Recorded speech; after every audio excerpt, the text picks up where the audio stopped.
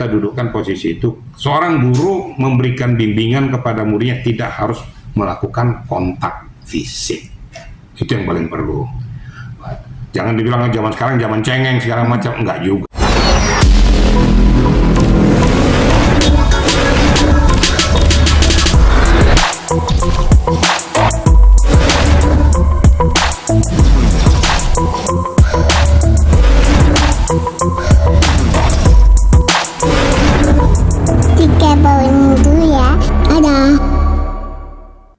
Terima kasih. Selamat siang. Assalamualaikum warahmatullahi wabarakatuh. Salam sejahtera untuk kita semua tentunya. Jadi begini ya, ini memang sudah booming ya, sudah viral bahwa peristiwa ini terjadi antara anak daripada orang tua murid dengan sang guru. Dan saya monitor juga bahwa sang guru itu sempat ditahan. Nah, tinggal begini. Keterangan pengakuan daripada guru honorer ya, bahwa yang bersangkutan tidak merasa melakukan penganiayaan atau pemukulan, gitu.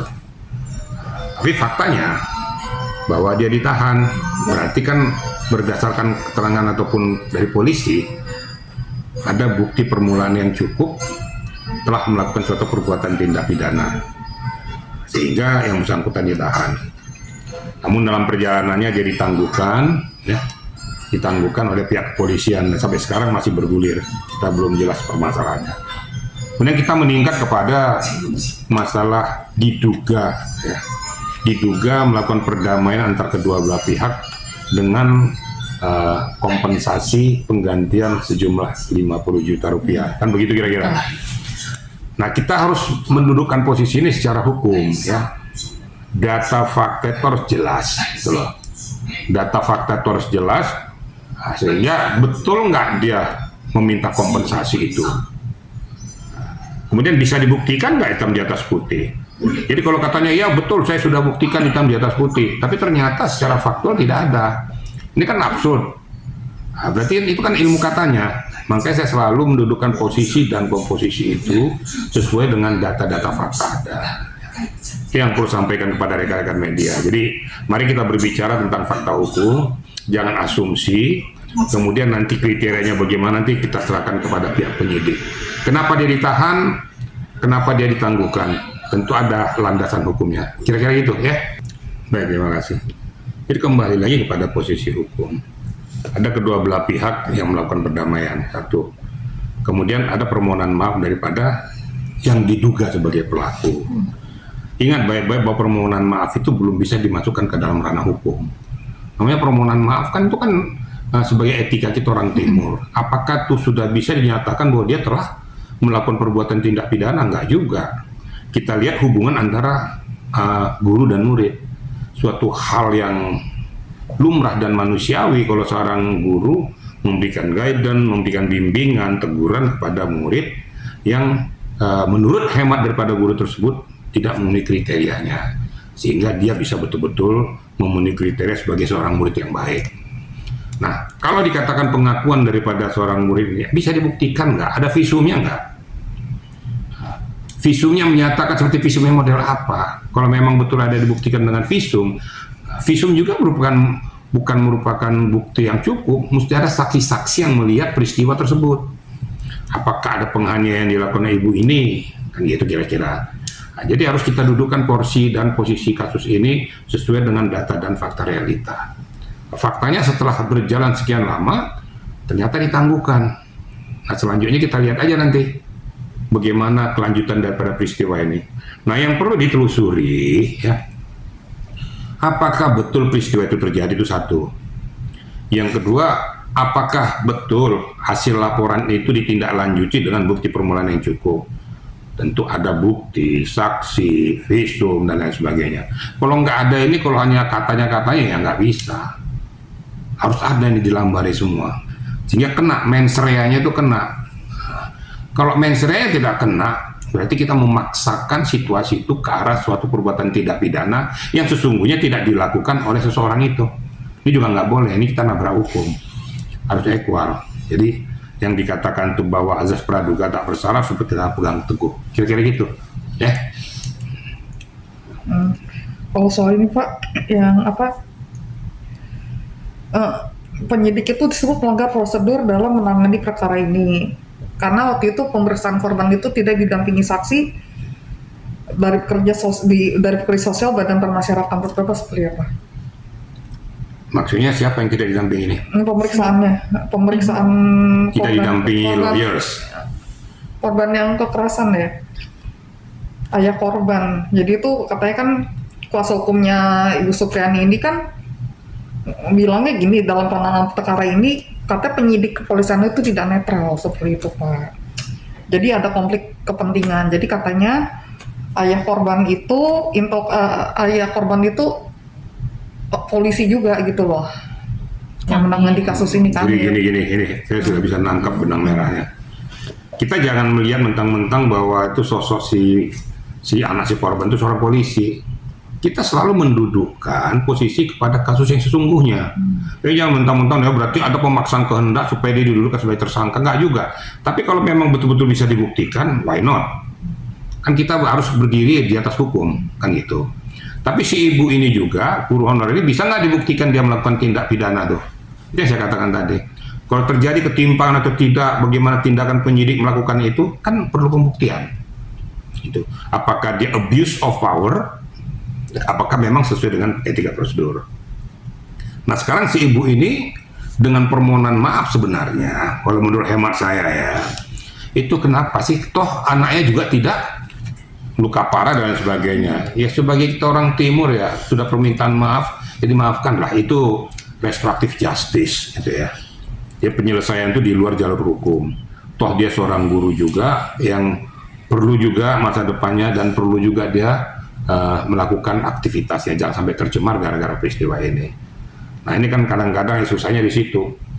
Loh, kok bisa-bisanya hanya seperti itu kemudian dilakukan tindak hukum kepada yang bersangkutan. Nah kembali lagi saya katakan, kalaupun itu terjadi, penyidik harus betul-betul bisa mendudukkan posisi dan porsinya secara adil. Kalau memang betul-betul bukti permulaan yang cukup ada, kenapa tidak? Dan kita lihat juga posisi si anak, apakah dia penganiayaan luka parah atau gimana? Ya, kalau nanya agak parah aja itu penganiayaan ringan ya itu lah biasa itu. Kadang-kadang situasi kayak gitu, tapi tentunya kita lihat berdampak nggak kepada si anak. Kemudian ada nggak intimidasi yang dilakukan oleh pihak keluarga pelapor kepada yang bersangkutan. Dan saya dengar juga katanya ada dari orang yang tidak dikenal melakukan penembakan terhadap mobil yang bersangkutan. Tapi kita perlu pembuktian, ya. Benar nggak ini? Nanti itu tugas tiap polisian untuk menindaklanjutinya.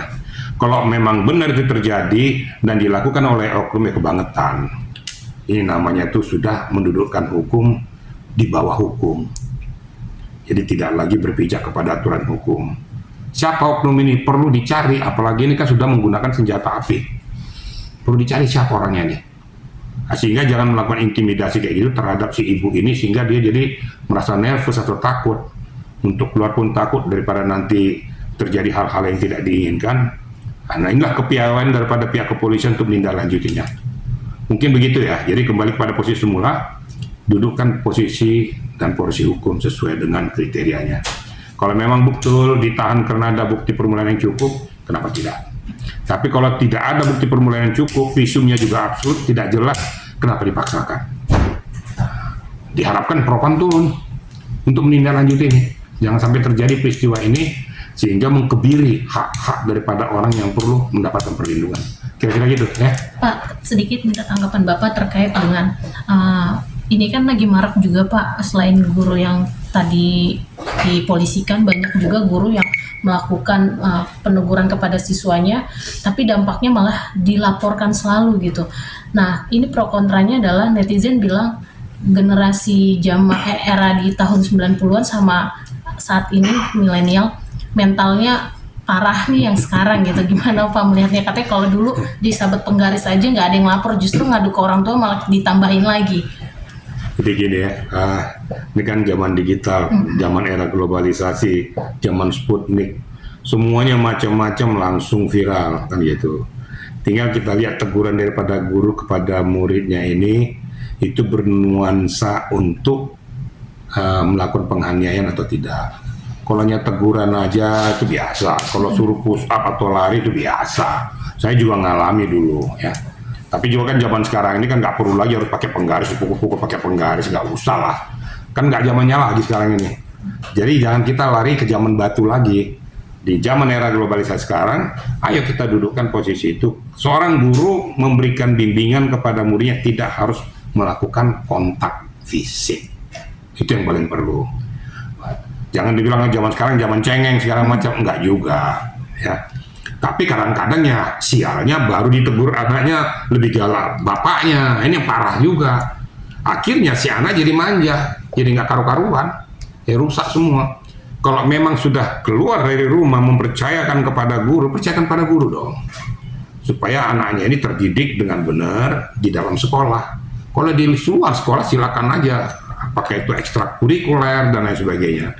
Tapi kalau hanya negur aja, ya kadang-kadang kan guru negur sedikit agak keras, ya wajar-wajar aja namanya guru. Kalau anaknya juga bandel, kadang-kadang anaknya kan gitu, dikasih tahu juga ngeyel, biasa lah kan, apalagi anak bapak kan, anak pejabat, segala macam merasa dirinya sebagai anak pejabat, sok merasa guru ini itu kan masih di bawah bapak saya.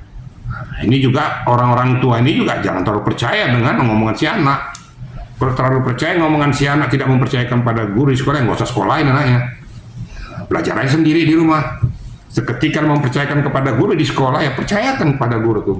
Yang penting guru ini melakukan tugas dan tanggung jawabnya di dalam melakukan pembimbingan kepada si anak, pembelajaran kepada si anak, baik itu kurikuler maupun ekstrakurikuler. Mungkin begitu kira-kira ya.